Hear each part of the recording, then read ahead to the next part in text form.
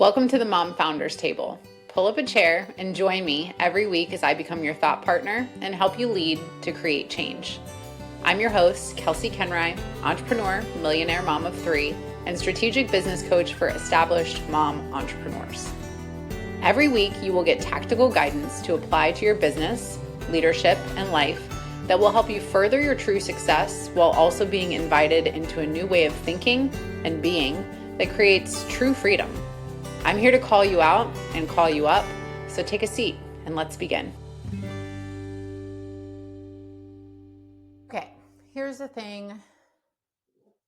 I'm just going to say the reality of what it is. One of the hardest parts about building a bigger business and scaling, as much as we love to make this like the highlight reel of more money, it makes me think about, of course, because I lived my life in lyrics, like mo money, mo problems, which number one, I just want to say is not true. But the reality is I have had countless clients who come to me and they are struggling with team issues. They feel like that they started as the expert of this thing and they built something incredible, and the majority or a large majority of their time is spent doing team management, leadership, fires, those sorts of scenarios. And so I understand that all of us face this, myself included. This is why I've recorded countless episodes around team, around communication, around all the things that we need for leadership. Because at the end of the day, we really cannot make the biggest impact that we want with our work without a team. And finding the right people, training the right people, and getting the business to run with the right people is not easy.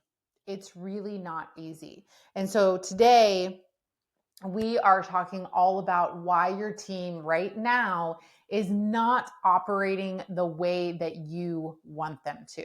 So I also want to say before I get into this, if you have not yet downloaded my team management bundle, completely free to you, it is gold, honestly.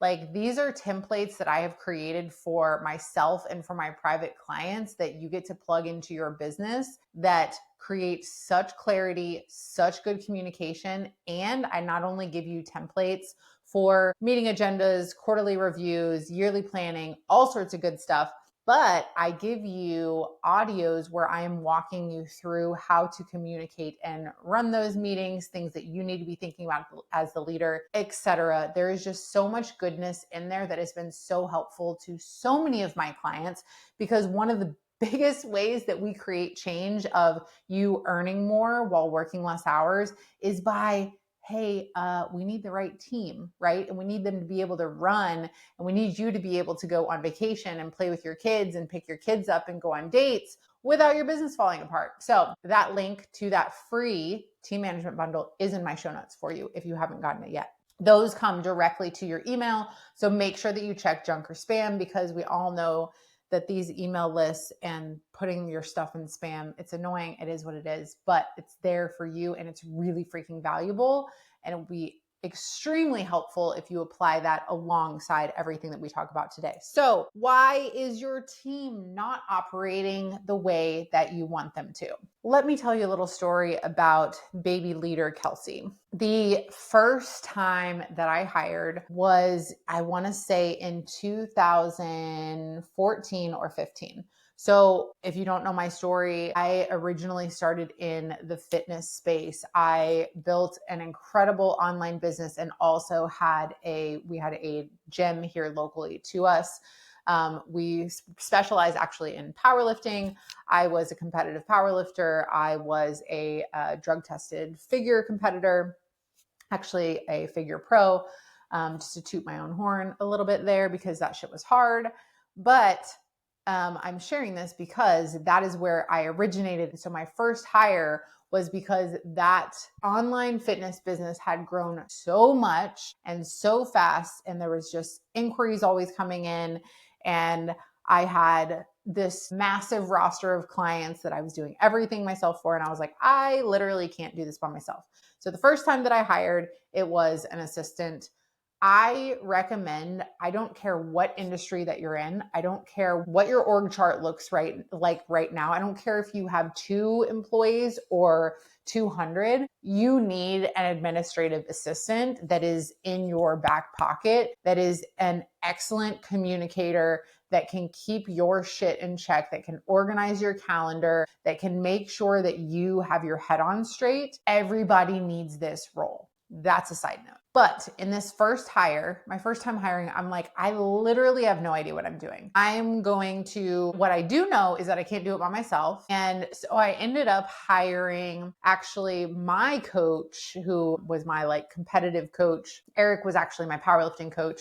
But like, notice here that I'm talking about how coaches need coaches, because yes, I will always have a coach, a mentor. I will always be learning. So I digress. Back to my story here. Squirrel brain. I knew that I could not do it all alone. And so I ended up hiring my coach's girlfriend that I had an established relationship with. Red flag number 1, don't hire people that you know. I know that some people do it. I know that some people, it does work out well, but the truth of it is it will change your relationship. Even if it works out in the way that you want it to, the dynamic of the relationship will change. And I went into that hire so blind. I knew nothing about like leadership communication. I knew nothing about organizing processes. I was just like, here's what I'm doing and it's too much help. And I'm sharing this because I think that a lot of times we go into things, even when we've hired a million times, we go into it and we're kind of in the same place. And a lot of times when we're expanding, and I know in a lot of the cases for my clients, we're generally hiring for roles that we haven't necessarily had before because we're expanding. And so really it's new for you still, even if you have a really great hiring process, onboarding process, training process, even if all of that stuff is really strong, still your expansion is going to require new roles, different areas. And so with that, I'm sharing this because I want you to know that all of us have been in the position of like not leading from a place of clarity and then being on the receiving end and wondering like, why I thought I was supposed to have help. I thought that why does it still feel so heavy? Why does it feel like I'm still doing everything even though I have a team? And so that's exactly what I felt like. I was like, I hired this person and it still feels like I'm just as busy. It doesn't feel like I'm getting any relief here at all or any help here at all. And then because I felt that way, then I was like micromanaging. I was double checking, she's in my email inbox. I'm double checking all the emails she's sending. And it was just I was not a good leader. I did not prep myself to be able to clearly state what I needed. I did not even have a single SOP in place, much like no processes whatsoever.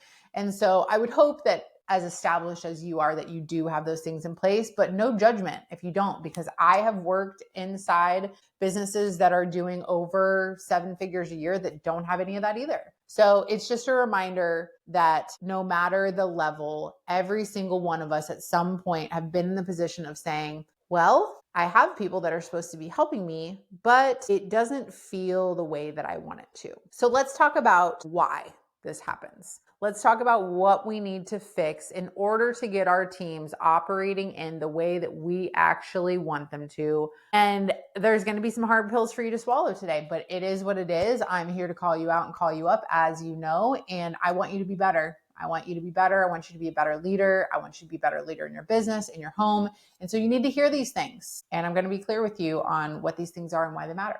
So our first reason why our teams fall short of our expectations is because you haven't clearly defined what your expectations are. If you did not listen to my episode last week, please go back and listen to that, because it is all about how to be assertive and how to clearly articulate and communicate your expectations. Here's the thing: having the expectation that people should know what your expectations are because you hired them for a certain role is going to leave you disappointed every single time. If your team expectations live in your head and not in writing, your team is never going to meet them. You should have KPIs, success metrics, and clearly communicate back and forth in quarterly meetings around expectations. This should not be something that's hush hush. It should be very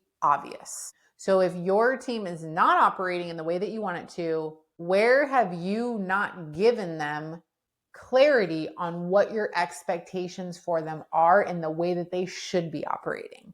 Okay. A lot of team issues are coming from assumptions. Like I said, so you're hiring, let's say you hire a social media manager and you're like, they're a social media manager, so they should know what to do with social media. Well, yes, but like they don't know how you prefer to be communicated with, at what frequency, on what platform. They don't know what you want to see exactly. You're not giving them a clear target for goals. So don't make assumptions, even when you're hiring experts, right? In my case, every single month, I'm revisiting goals and expectations with clients of like, okay, what feels heaviest? What is most important? Here's the quarterly goals that we set. Are we still in alignment? Are these still in alignment with what you feel is most important? And here's what I think, right? You need to be communicating and articulating what your expectations are. Okay. The second reason your team is not operating the way that you want them to is because you are managing or leading, I hesitate to use that word around this, but reactively instead of proactively. So you want to make sure that you're setting them up for success. That means clear processes, clear procedures, clear communication, clear expectations. This means, again, metrics of measurement that they have ahead of time. Too many people are waiting until something's wrong to have a conversation. Instead of having the conversation and saying, hey, cool, you're onboarded. Here's what I want it to look like. Here's what I want it to do for the business. This is where it's going to show up in the metrics. And I want you to track that and pay attention to that. This is where we fall short, because this is where we get into that cycle again of reactivity, where we feel like we're always putting out fires. And like, I don't want to run fire drills every day. Like, no, thank you. I would like to be able to create, to build, to scale, to have growth-oriented conversations. Like none of us like to have like, fuck, this fire just happened conversations. We have to, it's part of it. But every single time there's a fire, you could always trace back what you could have done differently to be more preventative that wouldn't have caused that fire, almost every single time. So that is the second reason why your team is not operating the way that you want them to, is you are showing up just to put out fires. You aren't showing up before the fire even starts. So we want to make sure that we are being preventative and giving people what they need to succeed. And speaking of giving people what they need to succeed, one of the other reasons why our teams don't operate in the way that we want them to is we're hiring them, but we're not actually empowering them. We're not actually having conversations that are growth oriented, that are giving them the reins to things. We're micromanaging them because we don't trust them, and we don't trust them because of either our own issues with past team members and or they have done things to break our trust. And so we're keeping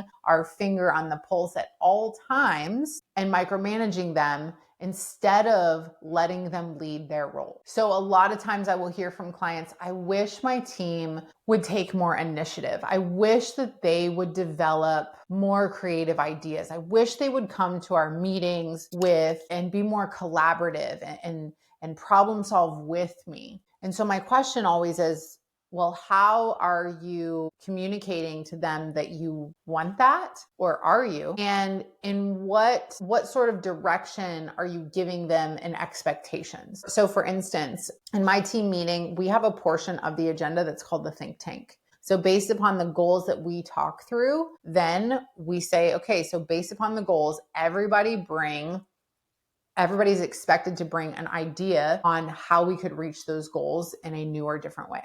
So there is practical and tactical ways that you can set people up, because if you have noticed that your relationship with your team feels like you're dragging them, or they're always waiting for you and they're not coming to you, then how are you enabling that dynamic in the relationship? right? So this comes back to, again, clearly communicating, like, this is what I want. I want you to not just like pull this data and pull these analytics. I want you to actually pull the data, pull the analytics, look at it, think about, okay, based upon this number really going up and this number going down, I think we should do this. So you need to be clear on what you want here as well. And that empowers them. That empowering people to think creatively and think independently, and again, take leadership and ownership of their role of like, hey, I trust you. I want us to be a team. So take this, look at it, tell me what you think. Let's talk about it, right? Instead of just, I need you to do this, and I need you to do this, and I need you to do this, because then you're leading all of the efforts. So let's make sure we're empowering them. And let's also make sure that we're asking the right types of questions, again, that are growth oriented, that are allowing them to see potential in their future. People stay when they know there's a path forward, right? When they know there's bigger potential for them in the business. And if you're not empowering them to see that or think that way or grow those skills, they're eventually going to leave. Okay, fourth reason that your team is not operating in the way that you want it to is we expect that communicating something one time means that it's done and dusted. Here's the truth about that. We have to not necessarily communicate the same thing over and over again, but depending on the scenario, if there is a shift in the dynamic of the relationship, right? So for my clients, a lot of times they have been really mothering their team members. And so their team members are bringing them everything. And it creates a lot of enabling because they then become the fixers for everything. And so one of the ways that we will shift that dynamic for them is we will say, okay, we're going to implement a no problem without a solution policy. And so what this looks like is that team members are not allowed to come to the COO or CEO with an issue unless they have a potential solution. So let's say like our lead follow-up really hasn't been working well. Our conversion rates are dropping. And so I think what we should do is, right? So if you're enabling the communication with your team to be them just dumping problems on you and then you're fixing them, and then you're frustrated because you feel like you're constantly fixing things, understand that you can put things back on them. That's also empowering them. Again, this is with my last point about thinking bigger, thinking differently, elevating skill sets. So, but communication is not going to be just a one-time thing. You want to, if you talk about something that you want to see happen or implemented, you're going to have to create some sort of check-in or feedback or deadline, right? A lot of times we show up and we're like, hey, I'd really like to do this thing. And then it's like a month later and we're like, why hasn't that thing been done? It's like, well, who was it delegated to? And was there clear instructions on what exactly it was, or were those developed? Like, what was the plan, right? So any sort of communication of anything that needs to be changed or implemented should have a follow-up plan. It should be put into your project management. It should have, if it's a project that's ongoing, there should be check-ins that are time-bound, right? To where people know what to expect of like, okay, we're building out this new project or this new service for the business. By week number 1, we need this. By week number 2, we need this. We can't just expect us to give our vision to people and then that's it, right? And this is why we have people in place that even if it's a high-level executive assistant, a COO, an OBM, something like that, that can help us put that into a plan. But even with that, you want to say, hey, here's the vision, here's the idea, put it in a plan for us to review together. And then you review it and then it's like, okay, let's delegate this out, right? There has to be a process that you go through. Otherwise, you're going to be frustrated that there's no follow through on the things that you want to see done. And then my last point is you're probably expecting a level of thinking or implementation from people who don't have it or don't want it. And what I mean by this is I see this a lot when we're moving people up and elevating them into roles, that sometimes people do it too early because they have had somebody who's been around for a long time. Let's say they have an assistant and they want to move them into an OBM or a COO role. And there's two scenarios. One, that virtual assistant or administrative assistant has really showed initiative. They've taken new trainings. They've started to do some of that strategic level thinking. And it's like, okay, this is obvious. We need to move them up. They're ready for this.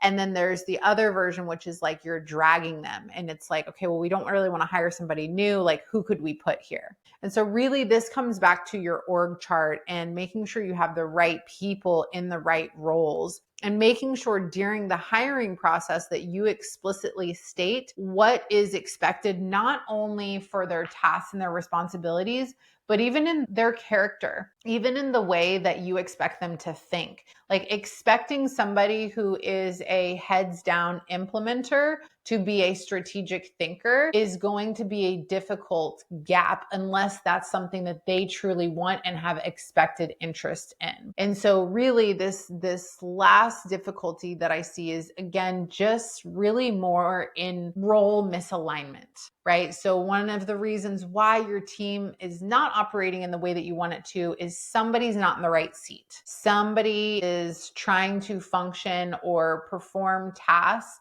that they are not built for. This is why there's so many different tests of like the Strengths Finder, and I can't name all of them off the top of my head, but that's why a lot of teams will do that, because at the end of the day, there's only so much you can work upstream, right? You cannot, if somebody who loves like routine and just checking the boxes and checking in and checking out, that person is not going to be a partner in your strategic thinking, right? They're going to come in, they're going to check your emails, they're going to move around your schedule, they're going to schedule the social media, and then they're going to be done, right? So finding somebody that can be both a big thinker and an implementer, not impossible, but again, we want to make sure that we're not taking somebody who has been purely administrative, that has shown no signs of growth in their thinking, and putting them in that position.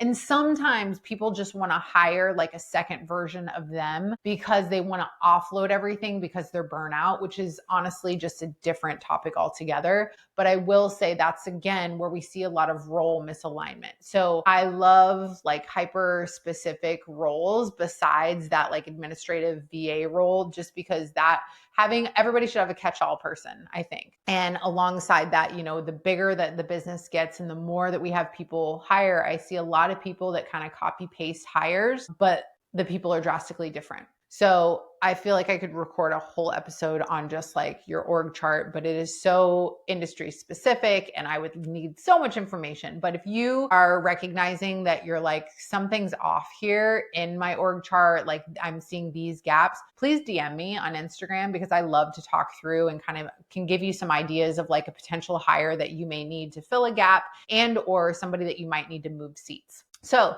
with that being said, that really wraps up the reasons why your team is not operating in the way that you want them to. I know that it's hard to not micromanage everything. I know it's hard to trust people. I know that hiring and leading a team is difficult. And I know that as much as people make it look like sunshine and roses, even when they have these great teams that are functioning well, we can still do it better. So I hope that this is giving you some clarity today on like, oh shit, well, that makes sense. I haven't given that clarity, or I have been expecting this of them that's not realistic, or whatever you picked up from today, or maybe all of these things. But once again, if you have not downloaded my team management bundle, that is free to you. That is going to have downloadable templates. That is going to have me and my voice in your ear talking about how to utilize those templates and how to talk to your people better so that your team is functioning way better and beyond what you could have imagined. So make sure you go in the show notes, download that today.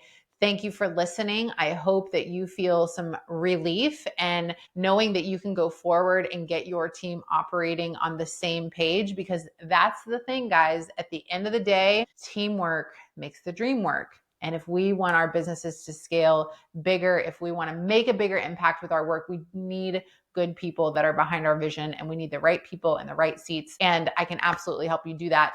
Make sure you download that team management bundle, and I will talk to you guys next week.